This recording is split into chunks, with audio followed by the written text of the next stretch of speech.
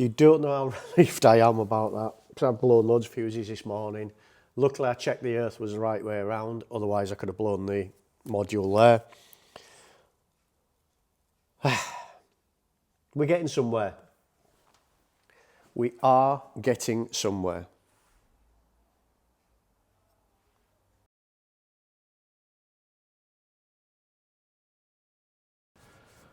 Firstly, should we start by saying hello and welcome to all the new subscribers, because we had a lot of new subscribers last week, didn't we?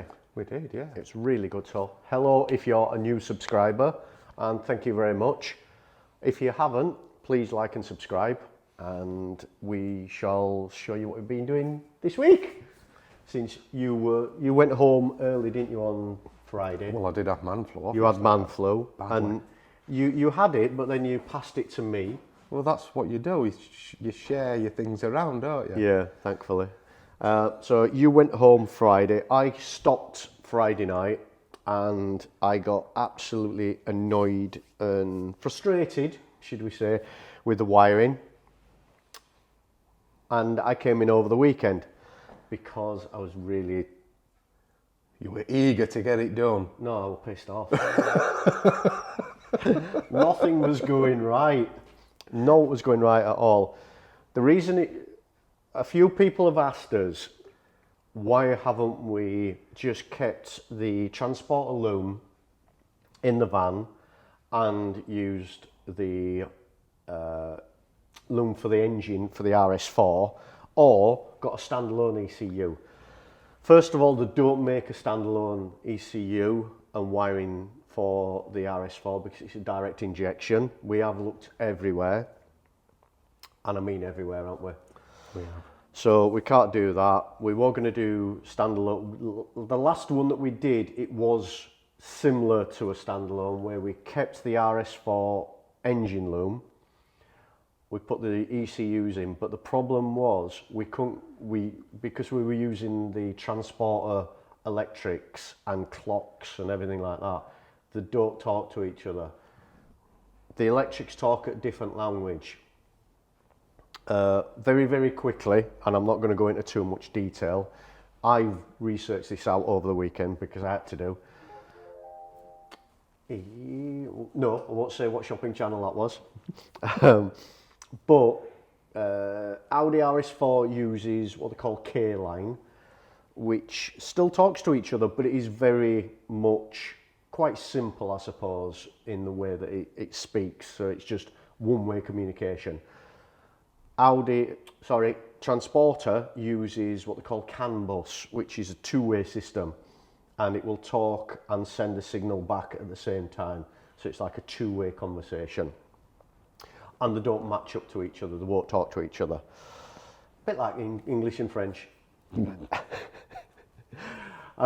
So what I've had to do is, we've ripped everything out, as you can see over there. Didn't need that. Don't need any of that. So, but we've kept it just to be on the safe side. And what we've done is we've put in all of the RS4 stuff, but there's a lot of RS4 stuff that we are not going to use. So I've been going through schematics, Google, you name it. I've been going through everything trying to find and work this out. One of the biggest problems I had was the switch for the headlight actually doesn't work. I'll throw that away. I was testing everything out and it didn't work. So I gave up and came back in the following day.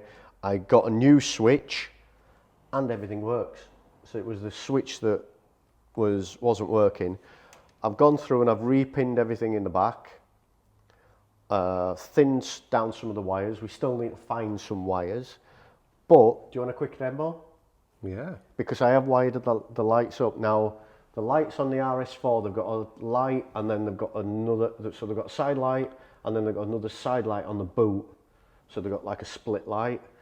And on the Transporter, obviously, you've only got one light. So what I've done is I've repinned these lights for the Transporter. So normally you just have one side light, don't you? You have a side light that's a brake light, Yeah. Indicator, reverse, and then a fog light. That's how they work on the Transporter. Yeah? Yep. Right. So what I have done, if you would like to cast your eyes, I'll show you me. If you look at my clocks now though, watch. Turn side lights on, and it says rs4. Ooh, all nice. And look, if you look in the back now, so I've wired them up, because what happens is on the rs4, on the boot wires, they work as side light and a fog light, but it is only a single filament bulb. And what they do is it puts a very, very faint signal down for the side light, and then the fog light actually puts on more voltage. So it's same bulb in the top, but different voltages. So I've done it that way. That was clever. It's quite cool, is that, isn't it? So there you go. So that's your side light. Your brake light is, I'll just undo this bit of tape that holds it in place. There you go. So that's your brake light. Just put that back over so it turns it off. And then we have turn the ignition on. Beep. Right, we have indicator. Flashing quick because we haven't got the front ones done. Yeah. We have fog lights. And we even have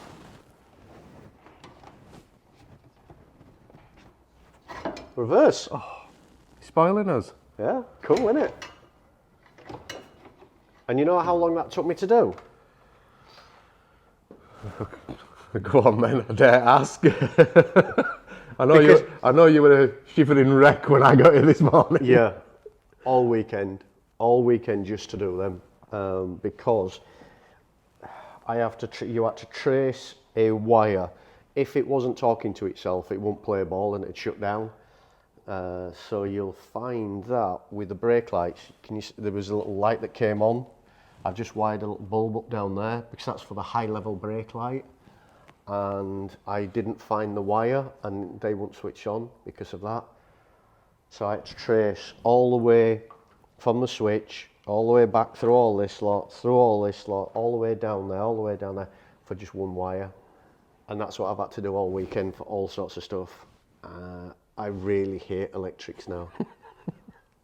Really do. And I'm sure there's going to be other complications. But most of this lot in the back as well is not used. So all that crap ain't used neither. Because there's stuff in the back for pretensions for the rear seat belts, which we don't need. Door stuff. A lot of door stuff is in the back. You've got that there, which is the... Do you have a guess what that's for? No idea. That is the aerial for the tyre pressure monitor. All right. So the tyre pressure monitor... Oh, there we go. That's the tyre pressure monitor that sits in the car, and that's the aerial for it, to talk to it. All right. And then you've also got ones One in each tyre. as well. So we don't need none of that. Yeah. Handbrake switch, obviously we need that. Ooh. That works as well, look, yeah. Yeah. So that works. Yeah, so there's a lot of stuff in here that we don't need, that we've got to thin down. So I've thinned it down at the moment to just that lot of wires and that lot of wires over there. That's all we really need. That's all we need. Yeah, I'm not putting rear parking sensors on. That's what bumpers are for. Exactly. If I need rear parking sensors, I shall just get a tow bar.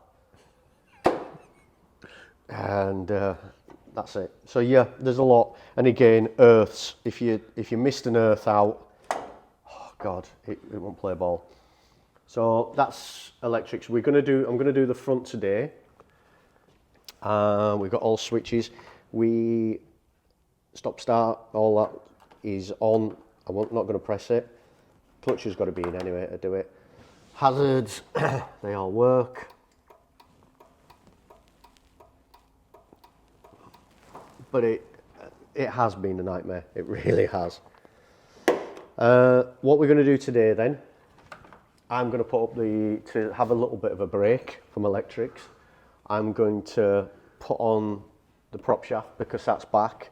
The other drive shaft is back for the rear. GB have put on the new CV for us because it was damaged from when it came from the manufacturer. So they put a new one on and greased it all up for us. So that's got to go on. We've got some deliveries coming today. I've been informed, so that should be good. We won't say at the moment what's coming, but I'm looking forward to that. In case they don't. In case they don't. But we have got the radiator and intercooler, which we'll look at. Fingers crossed, if it goes to plan, we'll put some oil in the engine and we'll see if we could, and we'll see if we can spin it over later as a test. Because... See how good your wiring is. See how good my wiring is, yeah. See if it'll spin over. Oh, yeah. See if it'll turn over. So we'll take the plugs out and spin it up, hopefully spin it over. And if you hear stuff being thrown around and loads of swearing later on, it ain't got a plan. So stay tuned for that. And there's other stuff as well we're going to do today. But depends on stuff coming, doesn't it? Yeah. Right.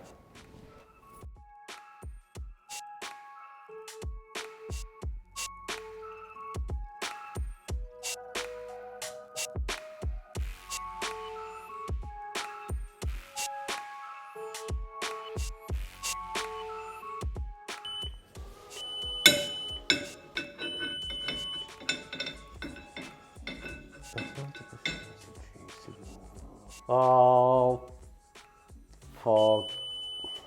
What are you doing? I bolted prop shaft in up front. Yeah. I bolted the prop shaft in the middle. Yeah. You know, at the carrier. Yeah. It won't go up. I should have bolted the back in first because the anti-roll bar's in the way. Right. So that means either I take it all down again. We're not using this anti-roll bar though, are we? We're using a stiffer one, aren't we? Yeah, you're going to get a stiff one. Right. I know what'll fix it then. Oh, not grinder time. Yeah.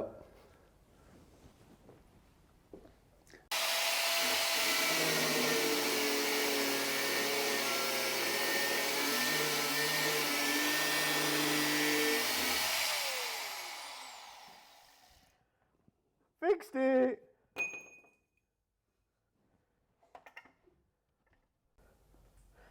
There we go.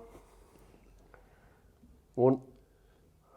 That's an anti-roll bar. That's an individual. Is that an anti-roll bar delete you've just done? Yeah. Well, no. Isn't it classed as independent suspension? Yeah, you softened rear anti-roll bar. It works. I've got prop shaft in. Press record.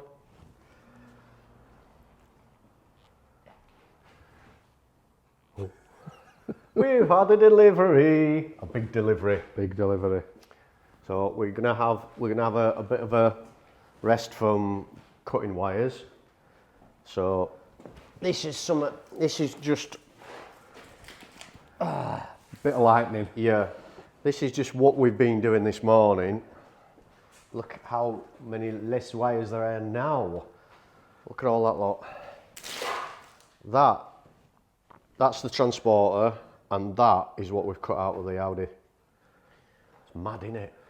Yeah, hopefully we don't need any of it. Yeah. Not will work now. Why would you say that? And fix it. Why would you say that? But we've had a delivery. And the delivery, I'm falling over, why is it? Delivery, we've had 3 big parcels. I've already opened one of them. Well, 2 of them. And it is all a brand new front end for a T6.1 from Travelling Light. So I phoned Travelling Light the other day and spoke to them and said what I was doing. And they have agreed to help us out. So they've helped us out with complete front end. Yes. So they've done us a really, really good deal on all this lot. So you've got headlights, front spoiler, bumper. What's that? Wash the bottle, is it? Yeah, washer Oh, bottle. wash the bottle. Yeah, new washer bottle as well. So wash bottle, we've got headlights. Crash. That's bonnet. Do what, mate? Oh, crash Foam for bits the as well. Yeah. Headlights. So what that enables us to do now then is we can put on the front end. I could do some wiring on the headlights. Yeah, really. Yeah. I'm not going to bother with that. Yeah, so we can put the front crash bars on, so we can put the bumper on, wings on, and then we can put the radiator and intercooler. Make sure we've got enough room to Make get sure it we've got all enough in. room for it, yeah, because we need to get the fan on as well. Yeah, do that. So thank you very much, Travelling Light. I'll put a link in the description because they do loads and loads of aftermarket parts and new parts for the transporters from old to new. So thank you very much to those guys, and let's crack on with putting this on then. It look like a proper van Like a again, full then. van again. Yeah.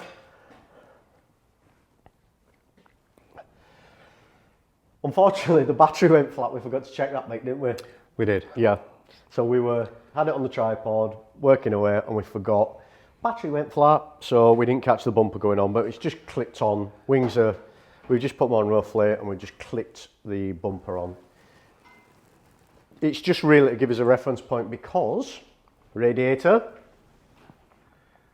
So we just put the radiator. We just need to find out where we're going to put everything. Now we're putting this one as far back as we can, Carl, so we're going to have fans at front. Yeah. So if we just roughly position that in there, and then we've got a massive intercooler.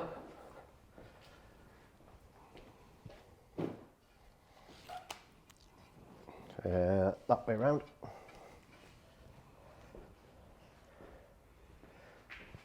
So intercooler. It's just really make sure we can get everything on With the grill.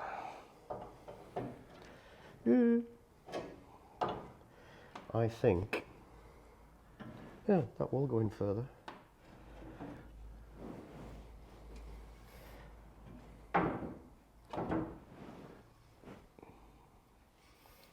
Right, if we position that there. Oh, Does that go between crash panel and just sneak in for a look? just sneaks in. Oh, yeah. Might just have to take Well, I'll have to nip a bit out of it. Yeah.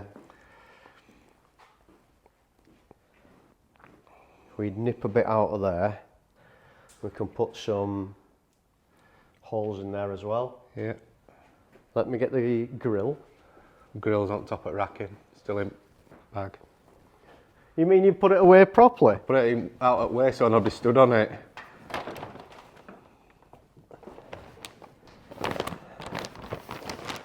I was looking on the floor for it. Yeah, that's where microphone thing all the week. Yeah.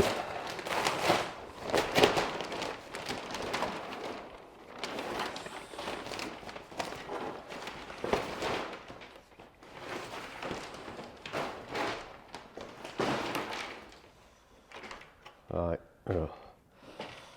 We should have put that on first. We should have put that on first and then the bumper. We could pick that up even, we could pick it up, no bother whatsoever. There's loads of them up at top. Oh, right. Because that's what we were worried about, wasn't it? Yeah. That it sloped in. Yeah. Remember, we have got to get the fans in though. Yeah. Oh, we only need to get them on radiator, we don't have to get them on intercooler.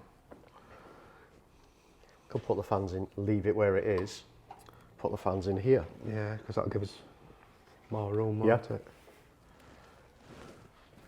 We've got a boost pipe to Bring bring up. inlet's going to be Yep. driver's side, Yeah, there's loads of room up here for the boost pipe, so. Yep. If we take boost pipe straight up there, around there, and across there, and through top. and through top, we've still got space for the fans. Yeah, because I don't think the other one had massive fans. It only had one little one, didn't it, really? Yeah. That were. But if all else fails, we could just pick that up, and mount them in front of the intercooler. Put 2 in front, maybe even 2 or 3 in front of the intercooler. Yeah. There's loads of room.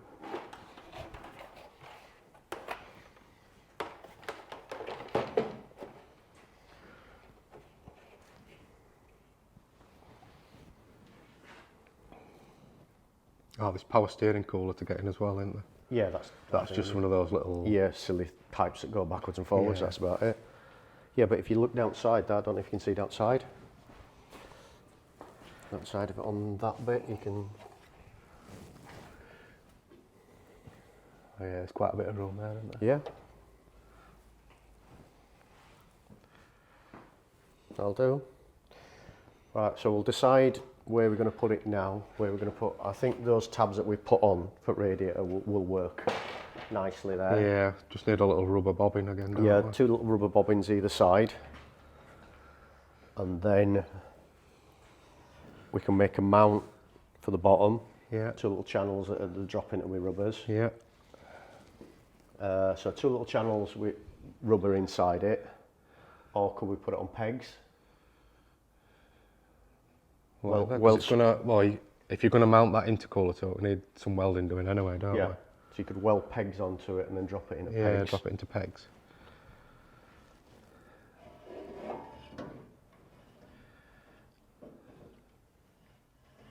Yeah. It all depends on what type of a fitting bend. you can get for there Yeah. as well.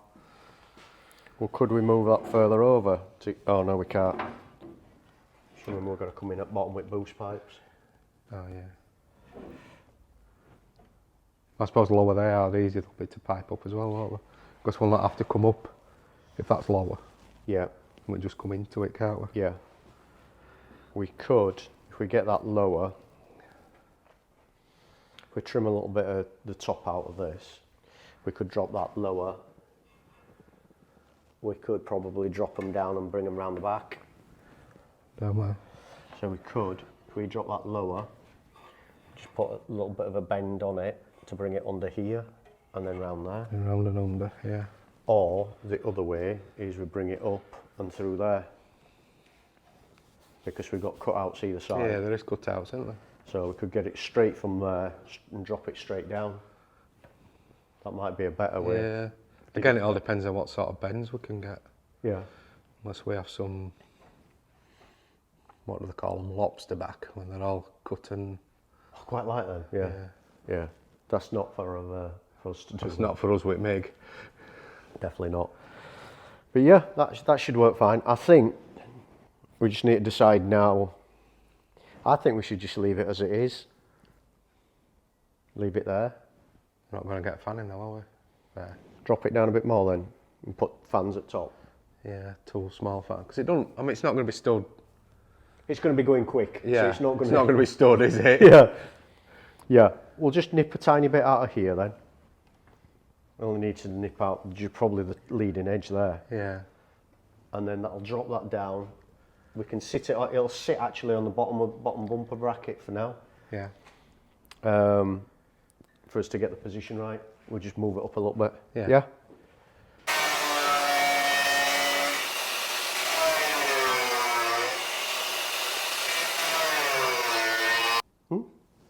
Yeah. Fits in better than we thought. Yeah.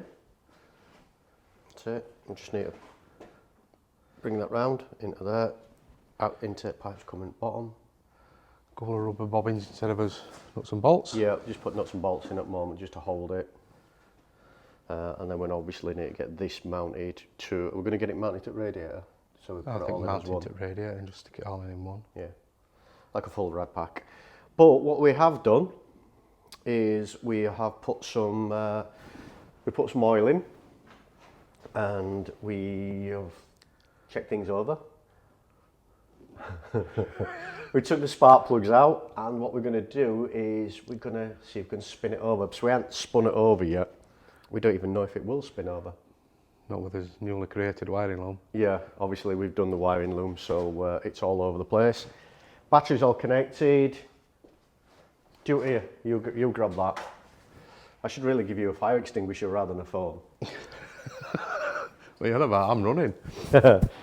Never seen a fat man run before, but Now, we have not tested this. This is actually as it is. So all we're going to do is we're just going to spin the engine just to get the oil flowing to make sure it does and see if we can get spark. yeah, we'll check for that. Yeah, we can check for that, but we'll spin it first. Oh, Oh, we have wipers. yeah. No, it's got some mould to fasten the hinge on. All right. Oh, problem with brakes. You're joking, what's wrong with them? Brakes and tyre pressure, they're down.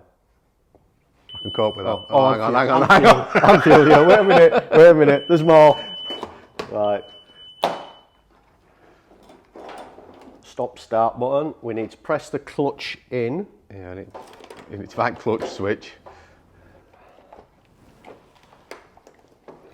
That might already be in, actually. That's my clutch. Oh yeah, it could be. Because Actually. it might release to... Yeah, we never looked at yeah, that, I did we? suppose it releases like the brake. That brake one, yeah. Right, are we ready? I don't want to do it. Hang on. I thought you'd done it and it was a disaster. Right. Here goes nothing.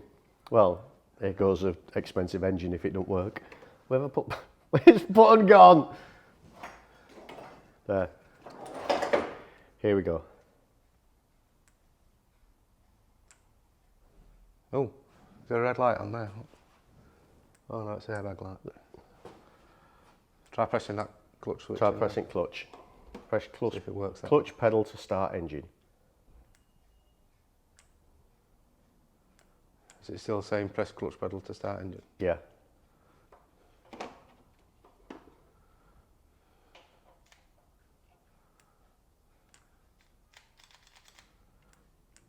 Well, that was a bit of an anticlimax. Yeah. Maybe we need to look through all this wiring and see if we've chopped a wire out Probably that took we it shouldn't have done. Let's put some wiring back in. Find out which one it is. We just need to find start a solenoid. Come off at start mode first. Yeah, that one up here, wasn't it? Yeah. Did we plug that in? I don't know. Oh, we'll check that first. We'll check that first. We are professional. We'll be back. Okay, it's very late and we're about to give up because we've got nowhere at the moment.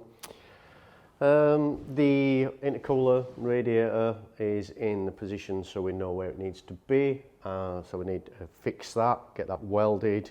I have, we've stripped out all the wiring in the back. So we've only got wires that are necessary and got rid of all of that load of rubbish.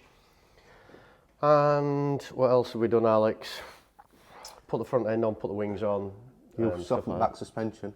Pardon? You've softened back suspension. I've softened the back suspension, put the prop shaft on, put the drive shaft on. But at the moment, we are struggling. We cannot get the engine to crank, unfortunately. We wanted to crank it today. If we get it fixed, then obviously we'll give you an update. Check on the Instagram, we'll give you an update on that. But yeah, we can't get it to work. All we're getting, clutch pedal switch we know is working, that's fine, no fault with that. Unfortunately, it is not doing anything when you press the start-stop button. Start engine button, should I say. We're not getting a signal coming through. We know that if we crank the engine manually with the power probe, it does turn over. But obviously we don't want to do it that way, we want to do it properly. So that's where we're at the moment, a little bit stuck. If you've got any ideas, throw them to us. And show some love by hitting the subscribe button or like button, and we will see you next week. See you later. Bye from me. Bye from me.